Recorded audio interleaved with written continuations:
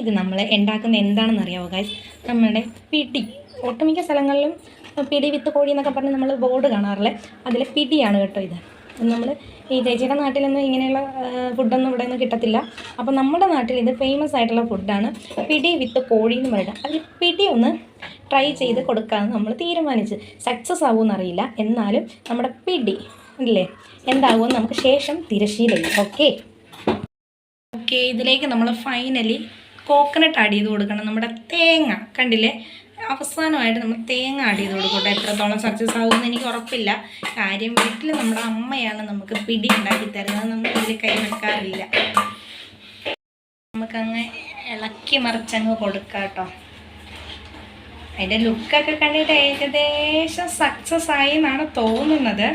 എന്തായാലും നമ്മുടെ പിടി കഴിച്ചാലല്ലേ മനസ്സിലാവും എത്രമാത്രം സക്സസ് ആയെന്ന്. ഇവനാണ് നമ്മുടെ പിടി വിത്ത് കോഴിയിലെ പിടി. ഇവനൊന്നങ്ങ് കുറുകി വരണം കേട്ടോ, എന്നാലേ അവന് ടേസ്റ്റ് അങ്ങ് മുമ്പിൽ നിൽക്കുകയുള്ളൂ.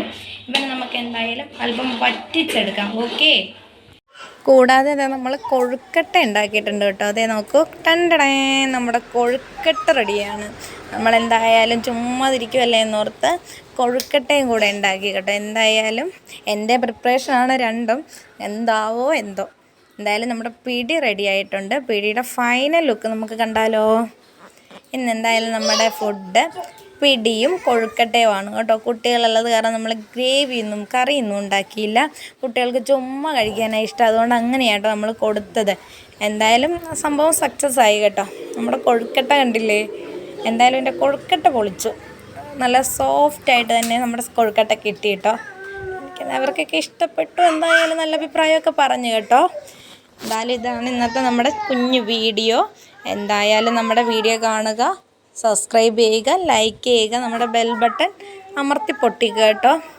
എന്തായാലും ഞാൻ കുട്ടിക്കുറുമ്പനോട് അഭിപ്രായം ചോദിച്ചു എങ്ങനെയുണ്ട് നമ്മുടെ ഫുഡെന്ന് ചോദിച്ചപ്പോൾ അവൻ അന്താളിച്ചൊക്കെ ഇരിപ്പുണ്ട്, എന്തോ ആവോ. അപ്പോൾ നമ്മുടെ വീഡിയോ വൈൻഡപ്പ് ചെയ്യണേ. ടാറ്റാ.